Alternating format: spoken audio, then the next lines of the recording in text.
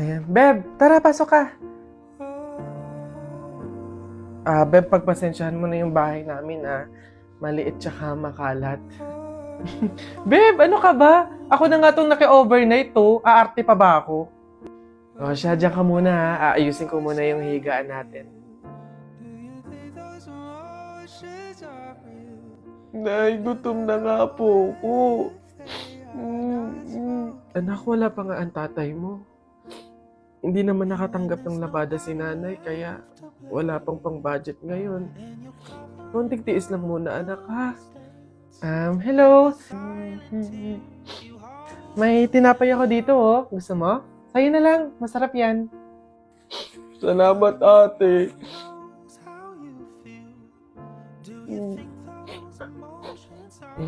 Beb, eto na yung unan tsaka yung kumot na gagamitin mo. Sana mapagtyagaan mo, ha. Pasensya ka na. Yan lang talaga yung meron kami. Walang problema, Beb. Ang mahalaga, makakatulog ako. Thank you. Beb, tara, kain muna tayo bago matulog.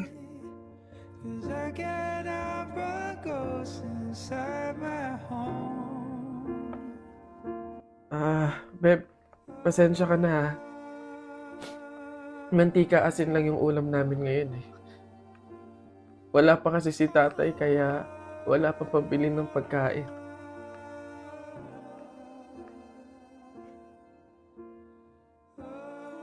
Sobra akong nahihiya sa'yo, Beb. Beb, ano ka ba? Magkaibigan tayo, oh. Hindi para i-judge kita. Mahirap naman talaga yung buhay. Minsan nasa baba tayo, to the point na talagang walang-wala na. Pero ang mahalaga, hindi yun palagi. Dadating din talaga yung panahon na nasagana tayo. Kaya na tayo?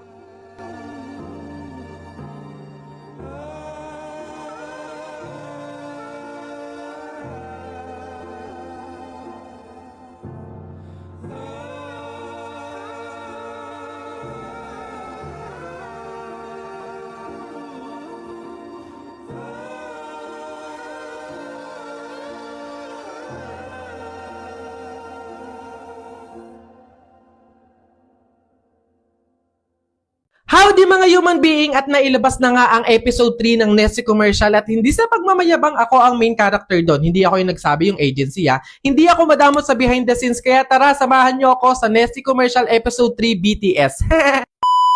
Nagulat talaga ako kasi meron akong pa-wig reveal. Siyempre sa mga naging character ko sa Nessie Commercial, nasanay ako na lagi akong bata na nakakap. Tapos ngayon sa episode na to, meron akong pa-wig reveal. So nahihiya pa ako na kinakabahan na ewan. At least dito nagkaroon kami ng workshop kung ano yung magiging effect, shot, or angle sa scene na to. A lot. I love it a lot. God. O, diba? Hindi naman halatang hiyang-hiya si itself. Then, ayan, shooting day, and ayan yung susukutin ko sa episode 3 ng Nessie Commercial. As usual, lagi namang batang maasim lang na naka-short, na naka-jersey, ganun lang siya. Tapos, ayan, kinakabit na yung wig ko. Kailangan matibay yung pagkakadikit niyan kasi hangin effect, pa-fly away yung mangyayari, so dapat hindi siya maaalis. Sanay naman akong mag-wig gawa ng nagiging content ko, pero iba to, human hair, so sana akin na lang. Charis. Ayun, arte-arte lang siya dyan. Deep inside, gandang-ganda siya sa wig na gusto niyang hingiin. Kung hindi, nakawi na lang. Tawang-tawa ko dito kasi parang may kamukha akong santo. Papa G. Chares! Ayan, tinawag na kaming mga talent kasi ready na yung set. Ito yung magiging bahay namin sa Nessie Commercial episode 3. At ayan na nga si Itsap na kunwari kinakabahan na nahihiya. Pero ayan, gada-gadahan lang siya dyan. Pil na yung wig. Bago lang kasi sa kanya yan. Kaya go na, lubosin mo na yan. Dapat ano siya, malambot Pakita siya. nga, asan na si ano? Asan na si Bobot? Yung baril. Siyempre, sila pa din ang pamilya ko sa episode na to, si Miss Lottie, Daddy Robbie, and Mommy Dorinil. Ayan, nakaset na talaga sila, mag-i-start na. Yung mga pagkain na yan pwedeng kainin kasi nakabalot naman siya and kailangan for consumption shot. At ito naman yung POV ko kasama ang ating mga director, cameraman, staff, crew na talaga namang napakahuhusay. Pansin nyo yung production quality. Ang galing, ang ganda. Talagang pang movie na siya, pang series, pang teleserye. Dito naman, kinakausap lang ako ni Direk kung ano yung magiging lines ko, ayan, emotions, reactions ko, sa shot ko or sa scene na to. Hi, Direk Lyle. Nag-mention, shinout out. Ayan na naman, talaga namang feel na feel niya yung wig. Talaga namang ganda-gandahan siya dyan. Oh, Bugs. Oh, sige, tingin lang. Oh, isa pa, isa pa. Eh.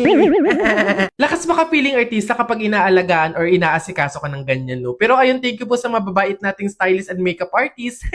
Eto yung hanggang ngayon, takang-taka ako kung bakit nag-cut si Derek. Eh okay naman, tapos tumawa lang siya. Bakit? Ano ba kasi yun? Hey, cut! Very good, guys. Ganda. One more. Sa scene kasi na to, nagsabi ako ng alat sa luto ng nanay ko. So para hindi ako mapagalitan or hindi siya ma-hurt, nagpalusot ako ng alat. I love it, alat. Gets nyo? Kung hindi, edi hindi. 3, 2, 1, action! Alat. I love it, alat. Nag-isa pa nga akong take dito kasi nabulunan ako sa pansit day. Alat. Again. Diyos ko, ito ata yung pinakamadali kasi after namin uminom, sasayaw lang kami ng sabay-sabay. And go! Diba? Ang galing ng pa-sound effect ni Derek para ma-hype kami. Hindi ko na masyadong i-explain, basta ito yung time na inalis muna yung wig ko kasi magkakaroon ng iba pang scene or shot. Sinama ko lang yung clip na to kasi ang pogi ko lang dito. Yun lang yun. Sa gilid, malagkit. After ilang scenes or shots, lunchtime, break time, harutan, kwentuhan, pahinga, yun lang yun. And back to work. Ito yung another scene na sinasabi ko sa inyo, yung walang wig na version kung saan sasabihin ko na yung alat, tapos magugulat ako, kukuha ng nesty, cut. Yun lang yun. Di ko na para i-explain pa, masyado na kayong binibaby. Ayan, so ginabi na kami ulit as usual. Okay lang naman yun. Talaga namang expected na gagabihin talaga sa mga ganitong shoot. Guys, mag-explain na naman ako. So, eto yung scene or yung shot na iinom na ako ng nesty. Parang refreshing shot ganun. Nakapokus siya sa buong mukha ko at sa lalamunan ko. Basta yung pinopokus niya is yung pag-inom ko ng nesty. Yun lang yun. Go! Lagok, sa aspat. Day, awa na lang. Nalasing ako that time talaga. 15 baso ata ng Nessie yung nainom ko. Pumutok talaga yung pantog. Yan. Kinabit na uli yung wig ko kasi eto na yung pa-fly away, yung pahangin effect after kong uminom ng Nesty. POV, yung tinatalian ka ng nanay mo pag tanghaling tapat. Chares, parang may napapansin ako dito. Parang pwede siyang mag-shampoo commercial. Baka naman.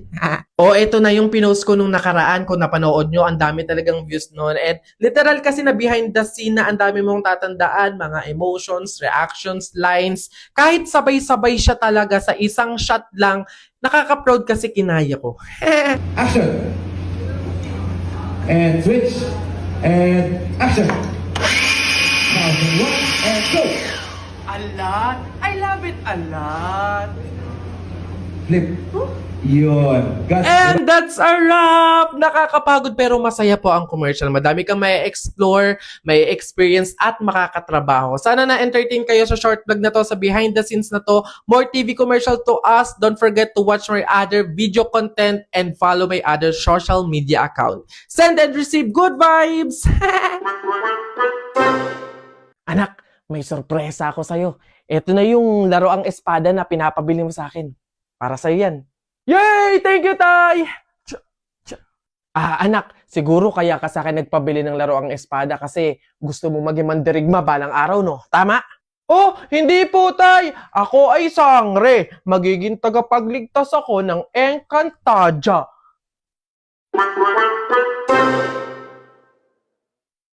We used to be best buddies, and now we're not. I wish you would tell me why. God, I wish that you had thought this through before I went and fell in love with you.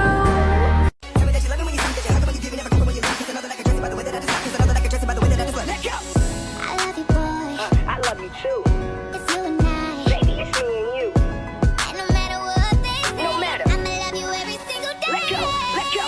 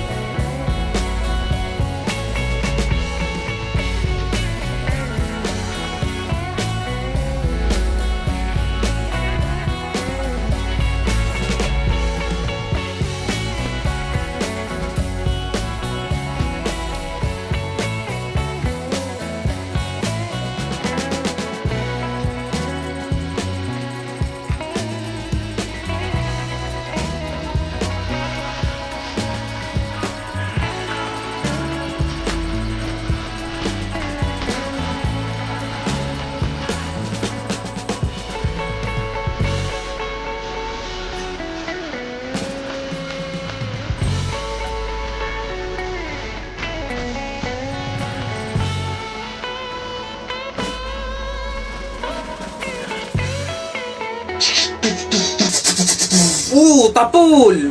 Hoy, Jepoy, tara, bari na tayo. May bago na akong pellet, oh. Maganda to, eh. Bili to ni Papa, eh.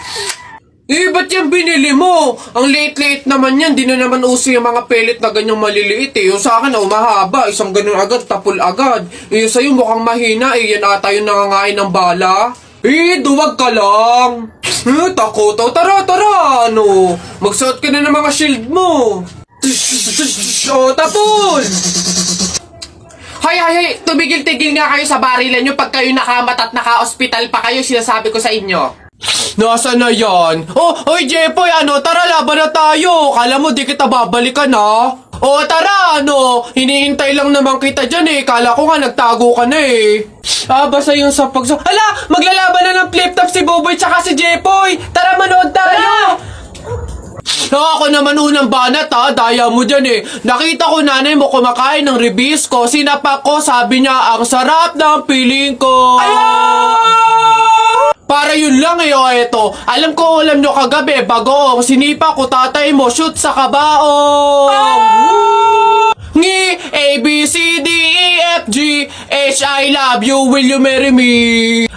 Anong magagawa? Laging natutulala. Tuwing lumalapit ka, ako ay natutuwa. Kahit di sinasadya, pinupuno ng saya tuwing kasama ka.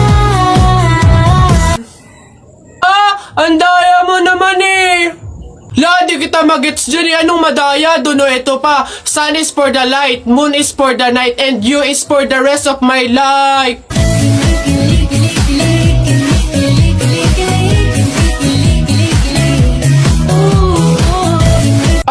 Teka, kinikilig ka ba? Flip-top lang to, Bok lang to. Diyan ka na nga.